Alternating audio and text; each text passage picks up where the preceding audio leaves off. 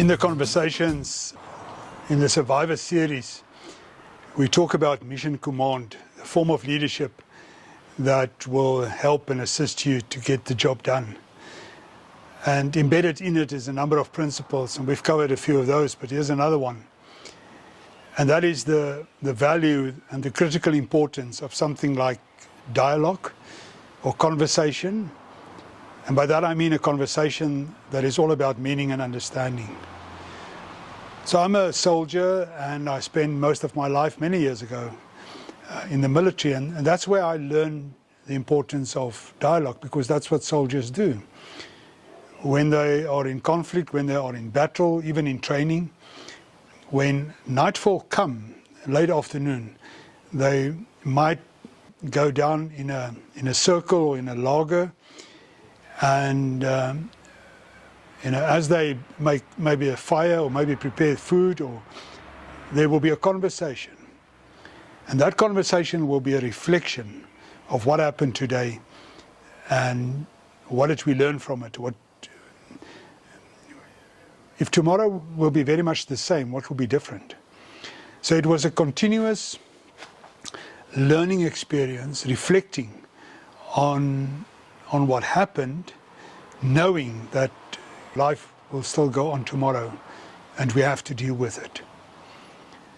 These conversations were not ping-pong conversations as we sometimes get in our discussions. Neither was it a debate necessarily about what is right and what is wrong, and I'm right and you're wrong. People didn't really go into those campfire conversations with the intent to fight or to disagree. They would rather just say what they want to say, but put it in the fire in a way that others can listen to it and make some meaning out of it. And that's that. There's no flip charts there, there's no decisions made. It's just a true, honest reflection of what really happened. And I asked myself many a time, how different will our business and our communities be if we can get the dialogue going? Just think of a business where at the end of the day, the whole team comes together and they share their war stories of the day and reflect on what happened, knowing that tomorrow it might be very much the same. And if you can't do it once a day, why not do it once a week? Well, we can't do it because we're too busy with too many other things. And a lot of it is not making any impact on the bottom line of the business. And it's not going to change the business either.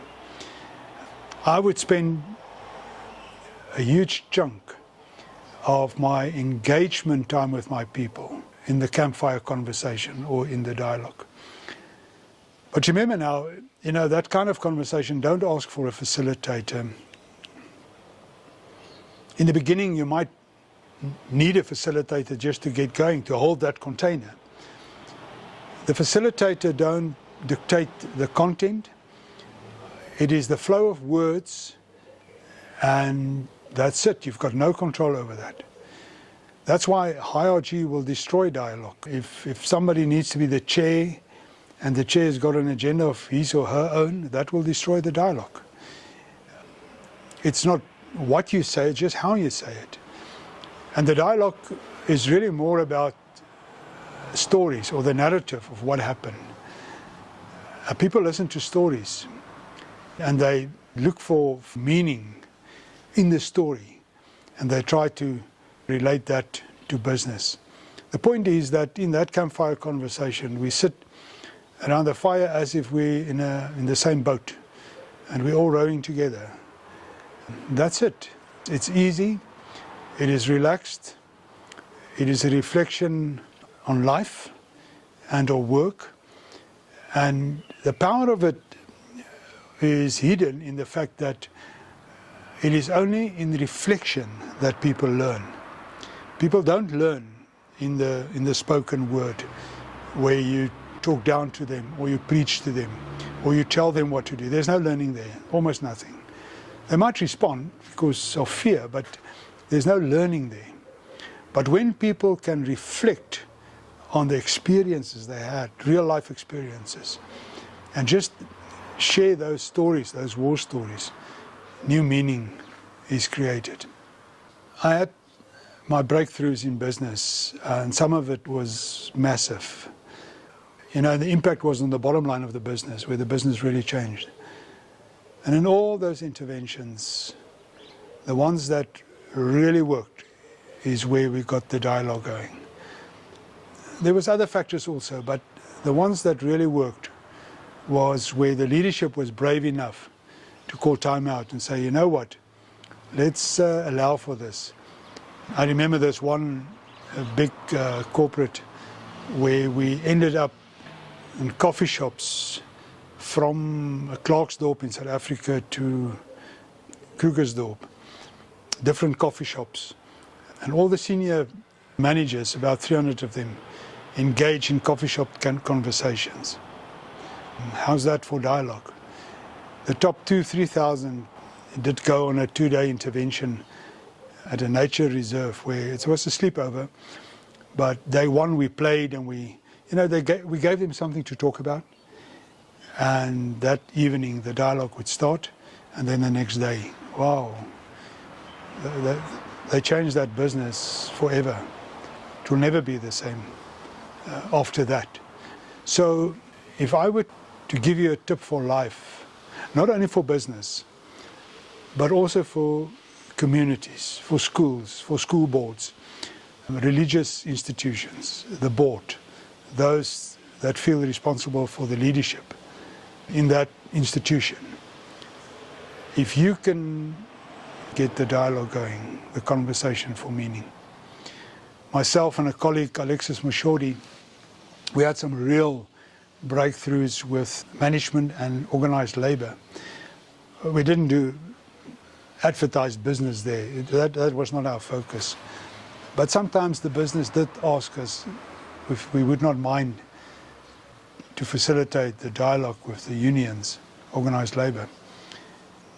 And I remember when we did that, the first thing we did was to take them, all of them, out of the boardroom. And you know, some of them are better trained for the boardroom, others not.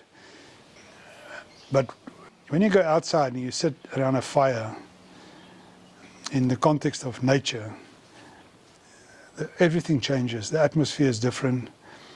In a way, everybody's a little bit out of their comfort zone. The idea of you speaking to the fire now and you're not here to attack your opponent that sits on the other side. You're going to talk for meaning and understanding. The interesting or the fascinating thing about this is that Alexis and me never failed with management and unions. We were successful every time. And that's the power of it. So I would think that in the context of mission command, if you're a small team and you want to deploy beyond enemy lines, you don't have those moments of reflection, you will not be able to succeed. You need to be able to talk for meaning. And it's a focused conversation. Without that, there's no outcome, there's no future. So you can smoke this one in your pipe. It's a powerful principle for mission command.